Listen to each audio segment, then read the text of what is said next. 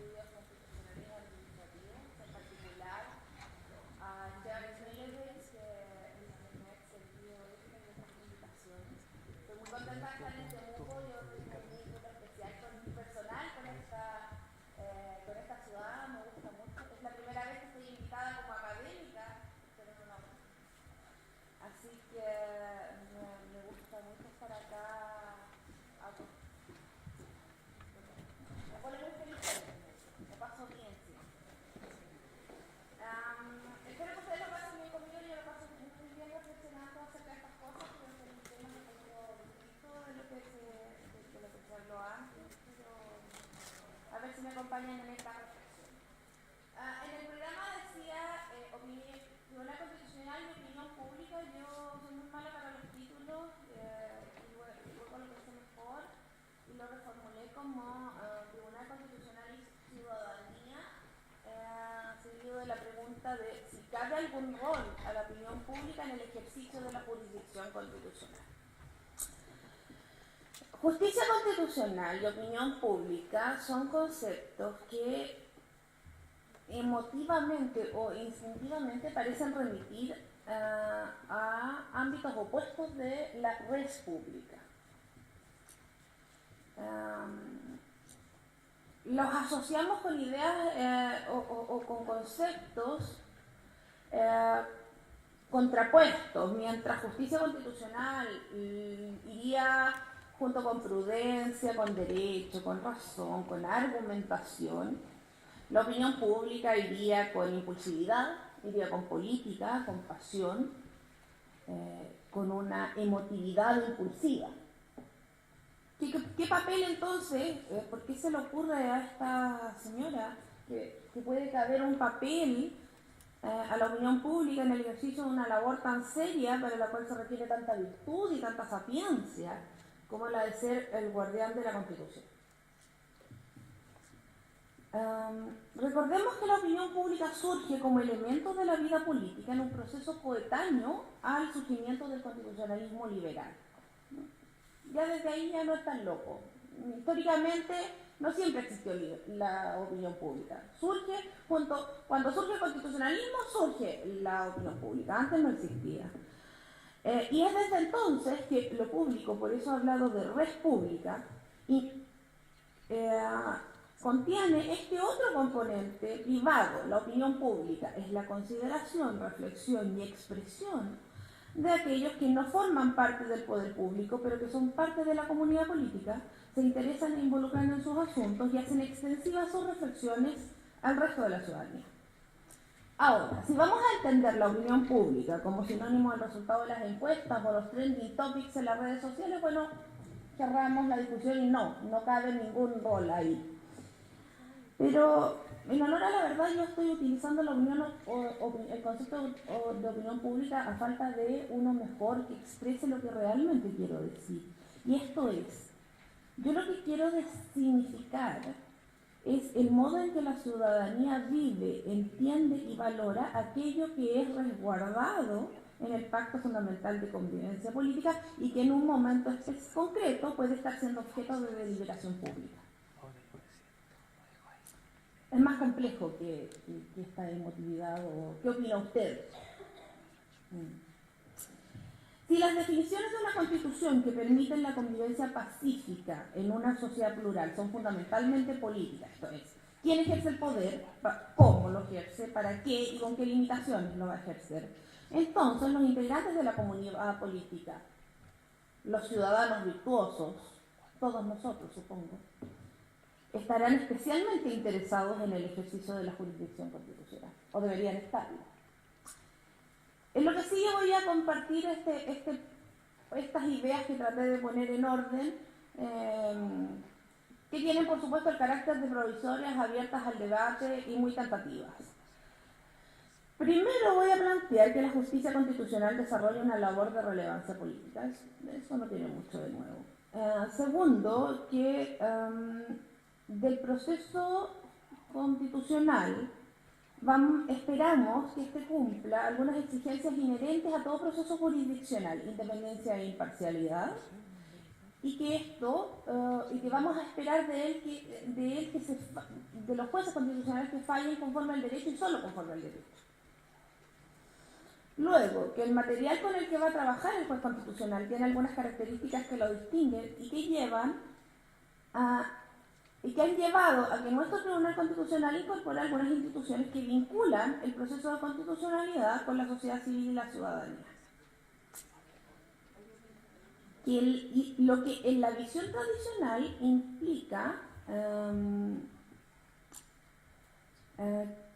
lo que llevado a la visión tradicional implica aceptar que vincular derecho y juzgar con ciudadanía son una emulsión compleja, que yo creo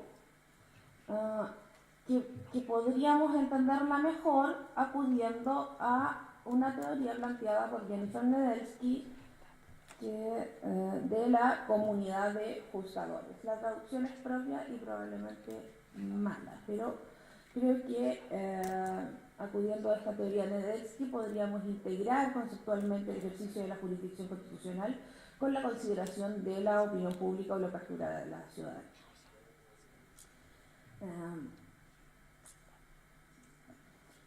Presentados cuando se crearon los tribunales, cuando los inventó Kelsen, ¿no? Para la Constitución austríaca, los tribunales constitucionales dijo que no eran órganos políticos, que eran puramente jurisdiccionales.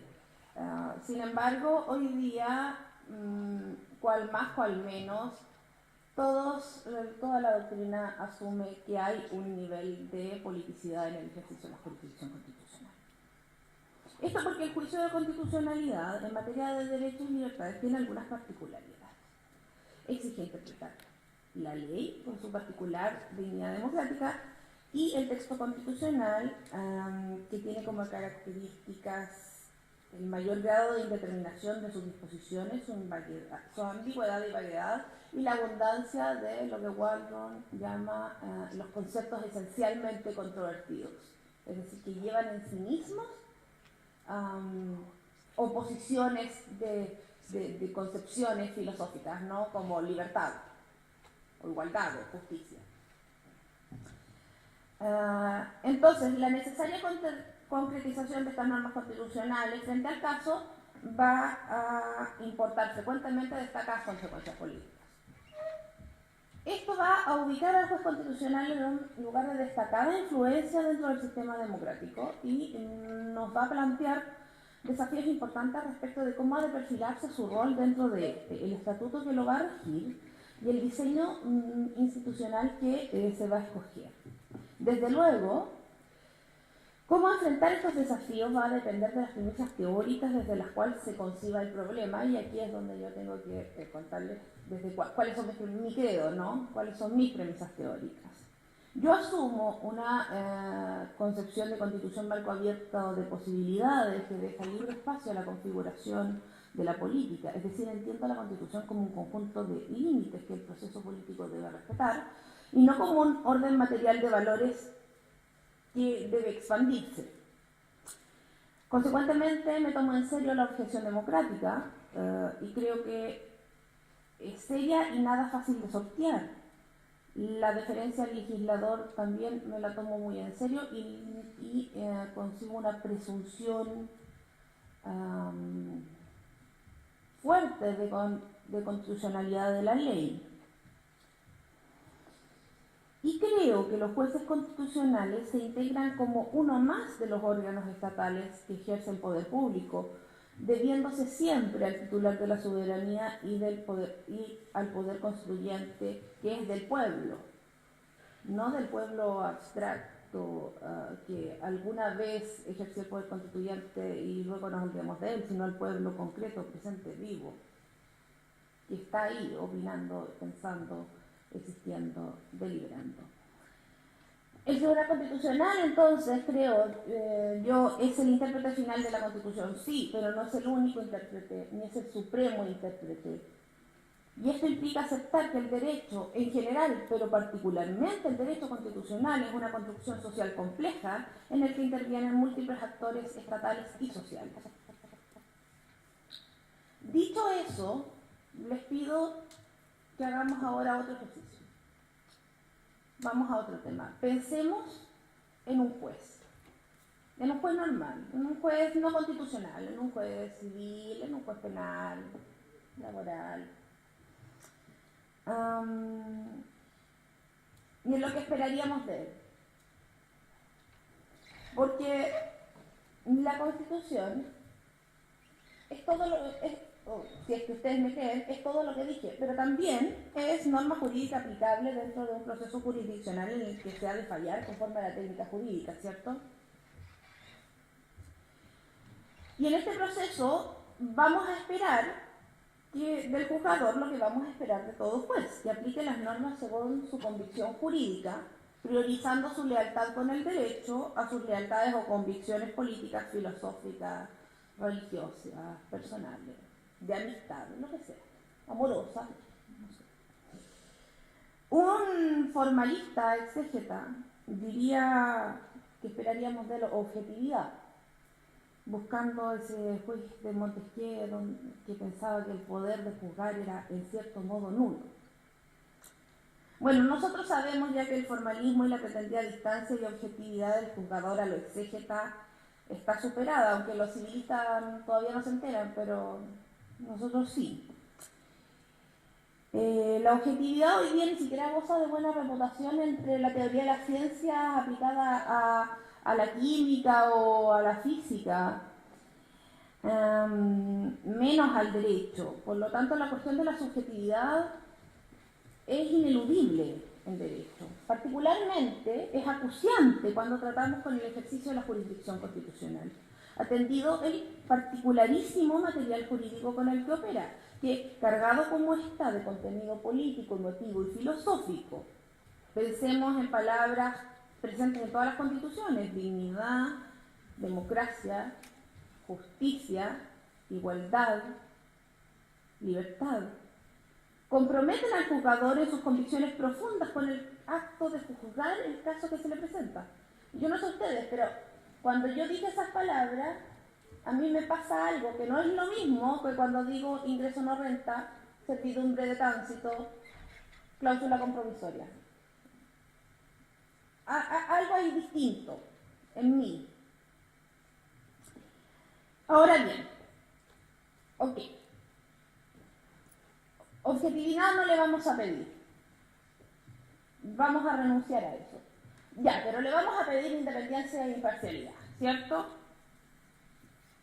A eso todavía no queremos renunciar, no estamos dispuestos. Independencia significa que el juez debe resolver un caso de modo neutral, sujetándose exclusivamente a la regla de decisión que se deriva de la interpretación que realiza de las fuentes del derecho y de la verdad de los hechos. Implica que no está bajo influencia o control de ninguna persona o ente público o privado, y que dicta sus fallos exclusivamente conforme a lo que considera el correcto entendimiento del derecho y sin recibir presiones o influencias externas.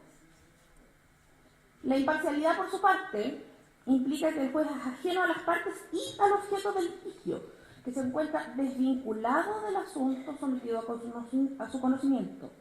Es un tercero ajeno a la disputa. Examinemos esto con detención.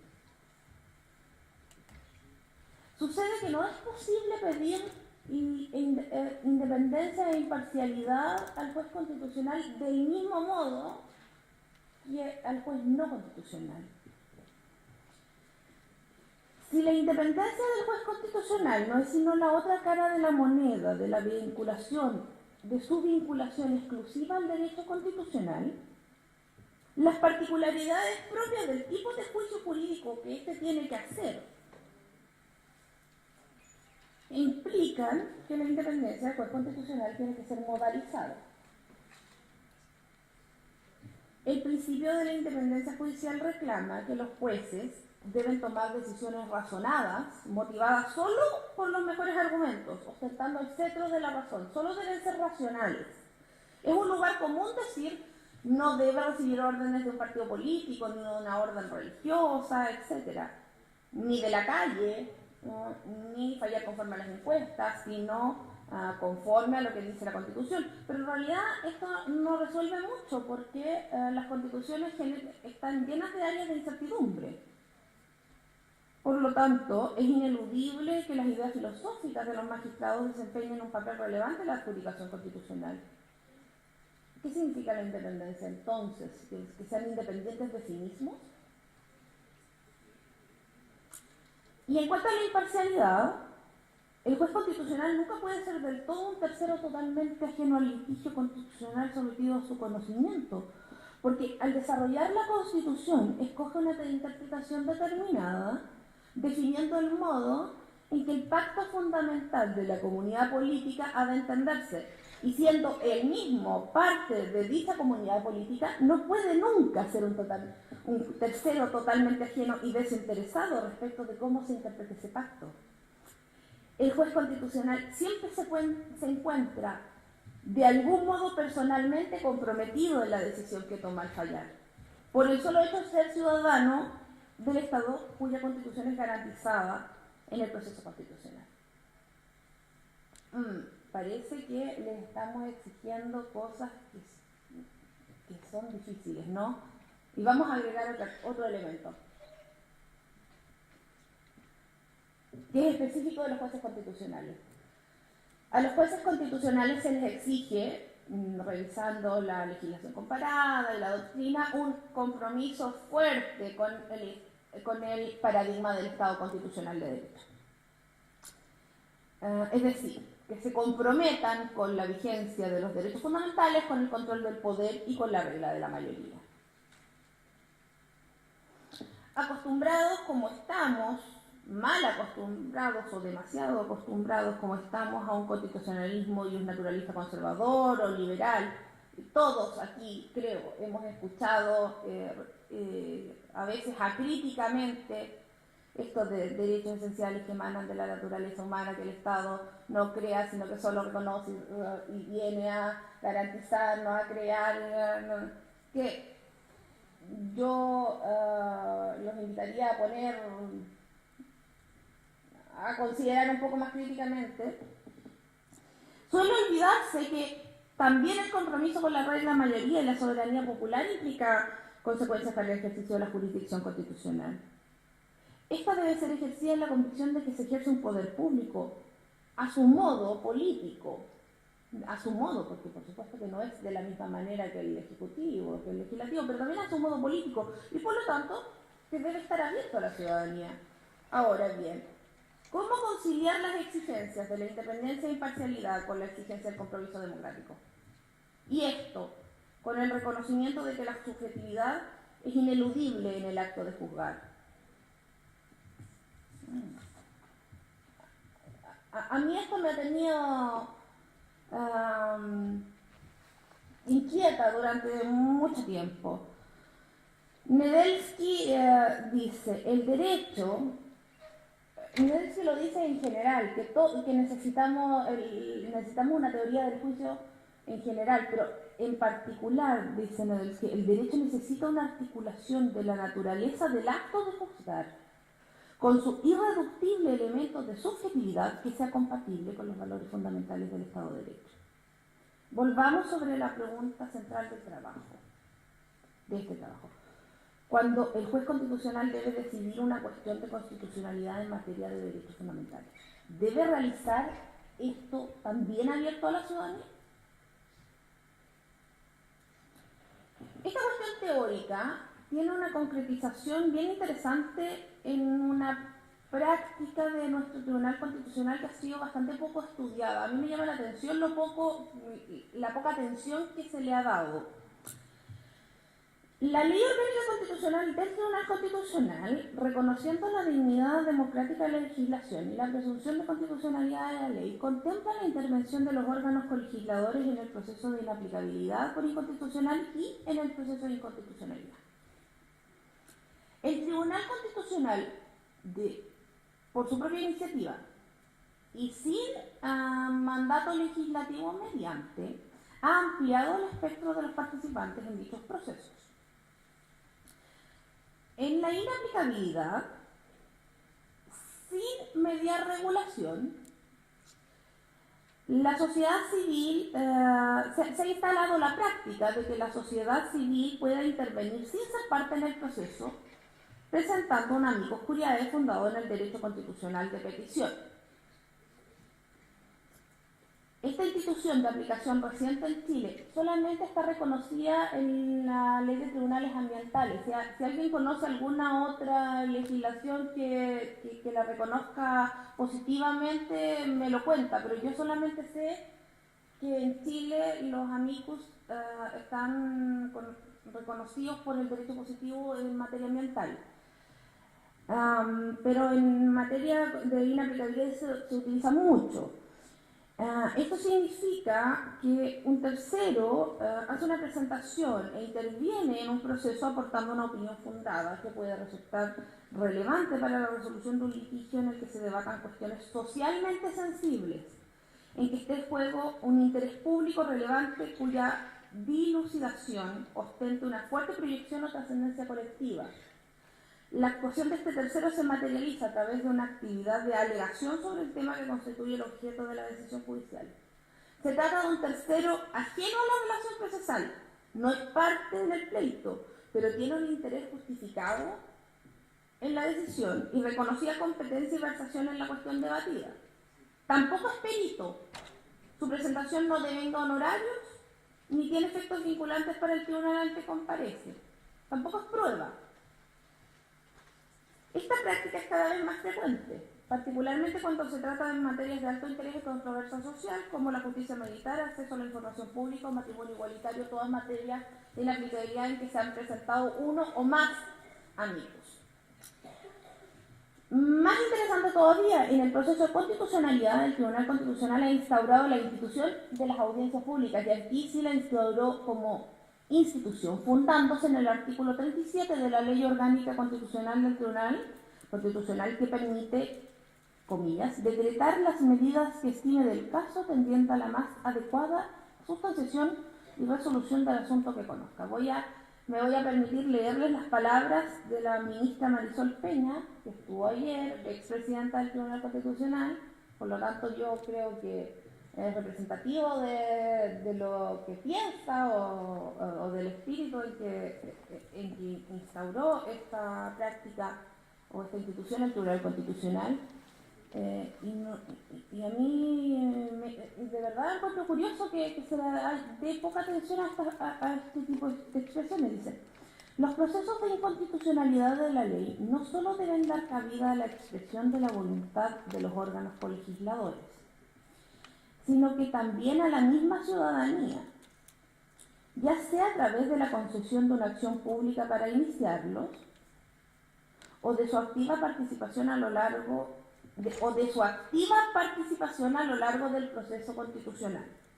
Este predicamento ha sido especialmente considerado en el último tiempo por el Tribunal Constitucional de Chile, el que ha impulsado el desarrollo de audiencias públicas en forma previa a la vista de la causa, para escuchar la opinión de los distintos sectores ciudadanos interesados en la declaración de inconstitucionalidad de la ley. Y agrega: el Tribunal Constitucional chileno ha entendido que, velando por el principio democrático y haciendo aplicable el derecho de petición consagrado en el 19, número 14 de la Constitución, se ha dispuesto en estos procesos además la realización de audiencias públicas previas a la vista de la causa, permitiendo que toda persona o institución interesada en aportar antecedentes que coayuden a la solución del asunto pueda concurrir a hacer presente lo que estime pertinente al tribunal, permitiéndose además hacer presentaciones por escrito en el mismo sentido. Yo no sé si son palabras de buena crianza o realmente se le toma el peso, pero si se ha establecido una institución para esto, una vía regular, a mí me parece que es importante. A mí me parece que estas instituciones son una indicación de que el Tribunal Constitucional chileno se encuentra consciente de la importancia de la apertura democrática del proceso constitucional. No sé por qué lo encuentra importante, pero parece que lo encuentra importante. Determinar quién tiene derecho a voz para opinar sobre la constitucionalidad de una ley que está siendo impugnada es de la mayor relevancia. Amplía la participación y concede un mayor valor epistémico al proceso judicial, aumentando por tanto su valor democrático y deliberativo.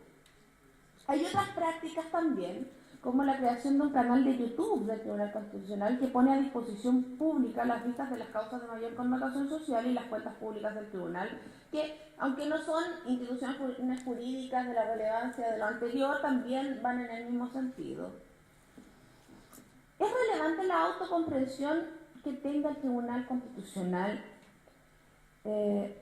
Como enseña Christian Curtis, el derecho para regular una parcela de la realidad debe urdir tramas jurídicas, ¿no? Debe contarse un cuento a sí mismo sobre la realidad, nombrando lo regulado y estableciendo la narrativa sobre esto, estableciendo sujetos a los que se asignan características, relaciones entre estos sujetos, etc. Uno de los dispositivos más comunes es la normativización de una situación típica ideal, de una imagen que se adopta como modelo para diseñar regulaciones, prohibiciones, mandatos, facultades. La selección de una imagen ideal o típica constituye una manifestación ideológica, ya que constituye justamente la expresión de una concepción o punto de vista particular de observación y valoración del mundo. En el caso del juez constitucional, la elaboración de su trama o su lugar en el mundo configura un modelo normativo que tiene implicancias en la forma en cómo se va a diseñar su estatuto y la autocomprensión que ellos tienen de su labor. Ahora, volvamos a aceptar. ¿Cómo vamos a conciliar la imagen tradicional del juez? El juez que nos enseñaron en nuestros primeros años de la escuela de Derecho, esclavo de la ley, independiente, imparcial, ajeno al proceso sometido a su conocimiento y que es indiferente al resultado del juicio. Con este juez constitucional que no puede desprenderse de su subjetividad, que es parte de la comunidad política cuyo pacto fundamental actualiza al juzgar, que es consciente de trabajar con conceptos de alta densidad política y filosófica y de ejercer un poder público que detenta en nombre de un pueblo vivo y una ciudadanía vigilante. ¿Debemos resignarnos a una subjetividad que desemboque irremediablemente en la arbitrariedad? ¿Vamos a confiar en un Hércules que siempre va a obtener una respuesta correcta? Para usar la metáfora de Dworkin. ¿O vamos a renunciar al control de constitucionalidad, jurisdiccional de constitucionalidad?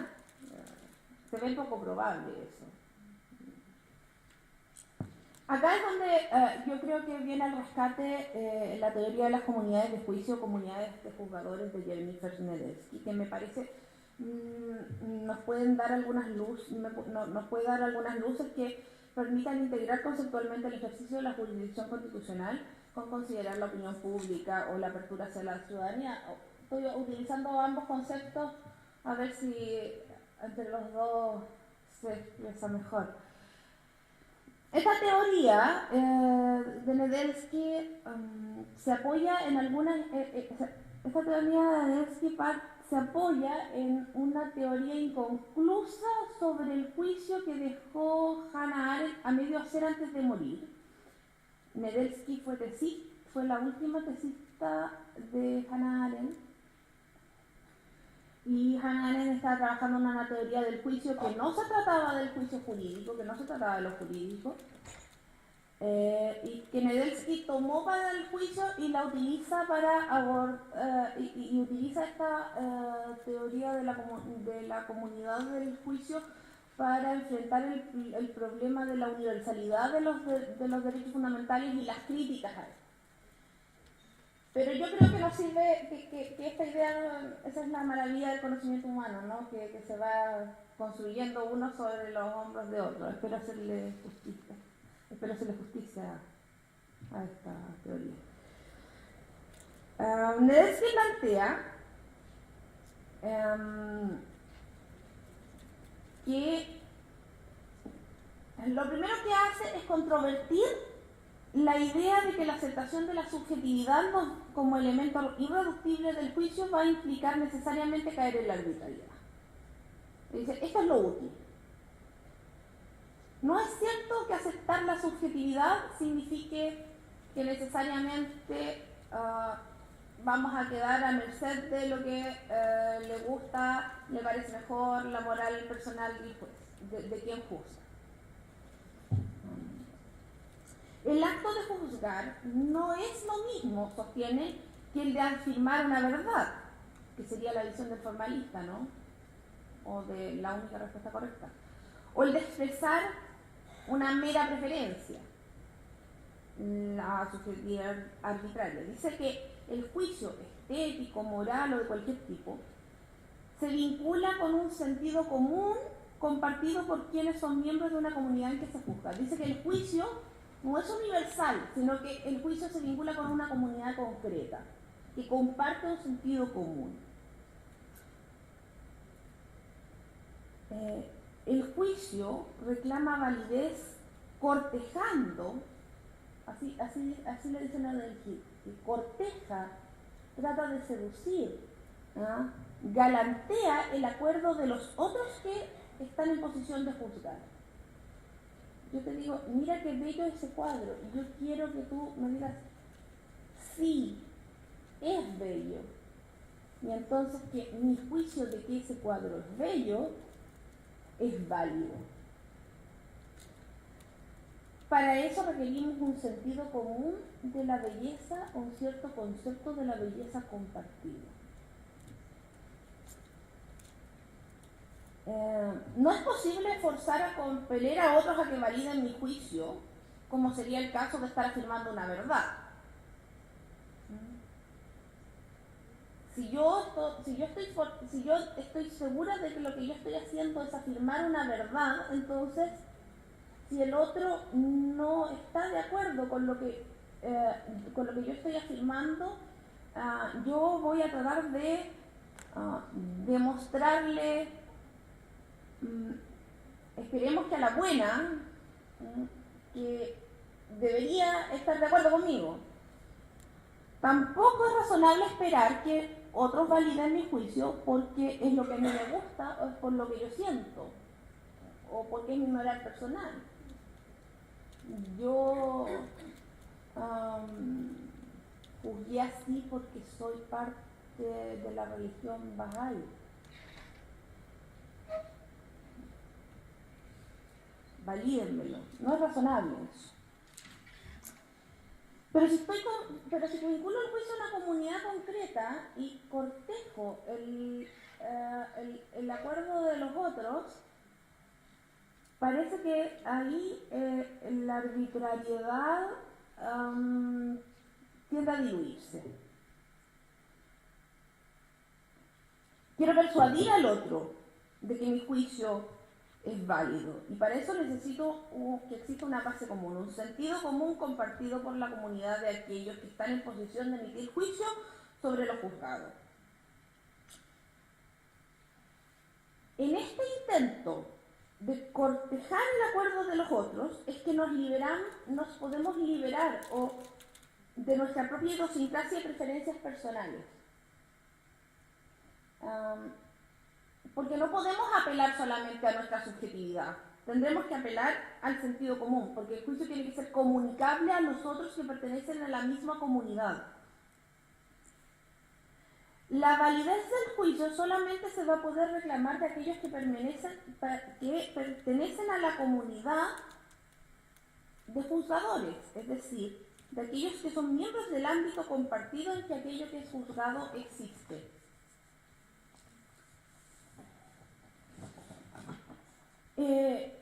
Y para que seamos capaces de reclamar mayor validez de nuestro juicio, es que Nedelski señala que debemos hacer un ejercicio de lo que denomina mentalidad extendida. Porque solo respecto de aquellos que nosotros podamos incluir en este ejercicio de mentalidad extendida, podremos reclamar o cortejar el acuerdo que va a otorgar la validez a mi juicio. Esto significa que es este ejercicio de la mentalidad extendida. Es que yo que hago el juicio, debo ser capaz de ponerme en el lugar del otro que estaría en posición de juzgar y pensar cómo juzgaría conforme a sus condiciones. No es empatizar, no es ponerme en los zapatos del otro, ¿ya? No debe confundirse con eso, sino es cómo juzgaría él de acuerdo a sus convicciones, sus consideraciones, su visión. Forma parte de la comunidad, pero es distinto a mí. Pero forma parte de la comunidad de juzgadores, está dentro de esta comunidad y debe compartir este sentido común en el que quiero apoyar mi juicio. En la medida en que soy capaz de hacer este ejercicio de mentalidad extendida respecto de más personas o más grupos de la comunidad, mi juicio va a poder cortejar mayor acuerdo y obtener mayor validez. Esto es bien interesante porque este sentido común en que se apoya el juicio puede variar. Cada comunidad está compuesta de subcomunidades. Lo sabemos, esto es válido para prácticamente todas las sociedades modernas, pero también es particularmente válido para esta zona, ¿no? Que pueden hacer variar el sentido común de la comunidad dominante. Piénsase, por ejemplo, el cambio de sentido común que ha experimentado la sociedad chilena en materia de orientación sexual o reconocimiento de pueblos originarios. Son subcomunidades que han logrado hacer cambiar, modificar el sentido común en que se apoya, en que debería apoyarse para hacer válido el juicio. A través del ejercicio de la mentalidad extendida, el juicio frente a un mismo asunto puede ser modificado en la medida en que el sentido común de la comunidad de referencia cambia. Esta parte era un poco densa y teórica. A mí me cuesta. ¿Cómo resulta útil la teoría expuesta para efectos de la pregunta de este trabajo? Si el acto mismo del juicio requiere la referencia a una comunidad que le otorga validez, puesto que se apoya en un conjunto de convicciones compartidas, si el juez constitucional debe fallar los casos que se le presentan con un material jurídico que está de cierto modo abierto, la ambigüedad, la vaguedad, la textura abierta, etc., al que está vinculado al derecho, pero que le deja un margen de discrecionalidad y al mismo tiempo es consciente que la naturaleza de su labor implica actualizar el pacto político fundamental de convivencia política y lealtad con la soberanía popular. Entonces, las instituciones que buscan abrir el proceso constitucional a la sociedad civil y la consideración de la opinión pública comienzan a parecer razonables y necesarias para poder ejercer esta mentalidad extendida que va a permitirnos reclamar validez del juicio respecto de los miembros de la comunidad política. En una sociedad plural y compleja como lo son hoy todas, con concepciones diversas sobre el modo de concretar los derechos fundamentales, una teoría como la de Nedelski explicaría por qué es relevante abrir el proceso de constitucionalidad más allá de los litigantes, los jueces y los académicos. Nos constituimos en una comunidad de juzgadores por ser parte del pacto fundamental de convivencia política. Quien juzga y decide conforme a ese pacto habrá de estar en sintonía o conectado con el sentido común de esta comunidad de juzgadores, los chilenos. Un juicio que apela a estas cuestiones compartidas, que hagan sentido en la comunidad política en la que se está juzgando. La justicia constitucional en Chile tiene severas dificultades para salvar la obsesión democrática. La propia Constitución tiene severas dificultades para salvar la obsesión democrática. Ejercer esta mentalidad extendida, entender cómo juzgarían desde sus circunstancias los demás integrantes de la comunidad política, que son a su vez intérpretes de la Constitución en sus propios ámbitos, podría significar un avance importante en términos de inclusión de grupos desaventajados, por ejemplo. Ejercer una mentalidad extendida que considera a todos los que viven la Constitución, ciudadanía y opinión pública incluidas, entendidas en un sentido profundo y complejo, integraría independencia, imparcialidad, sujeción al derecho y los compromisos que implica el Estado constitucional de derecho con la soberanía popular. Muchas gracias.